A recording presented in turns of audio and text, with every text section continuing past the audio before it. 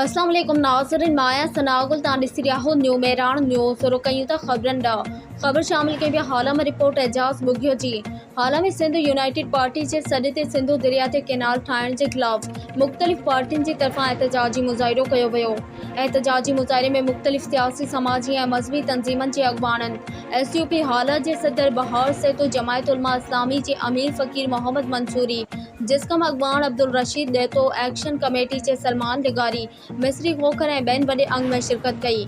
अॻवाननि चयो त सिंधु दरिया सिंधी माण्हुनि जो जियापो आहे, मगर सिंधु दरिया ते कैनाल ठाहिया विया त सिंध बंजर बणिजी वेंदी ऐं ॾोकार वारी सूरतहाल पैदा थी वेंदी। हिननि चयो त सिंधु दरिया ते कैनाल ठाहिण जी कोशिश कई वई त सिंध जो हर हिकु माण्हू रोडनि ते निकिरी सख़्तु एहतजाज कंदो।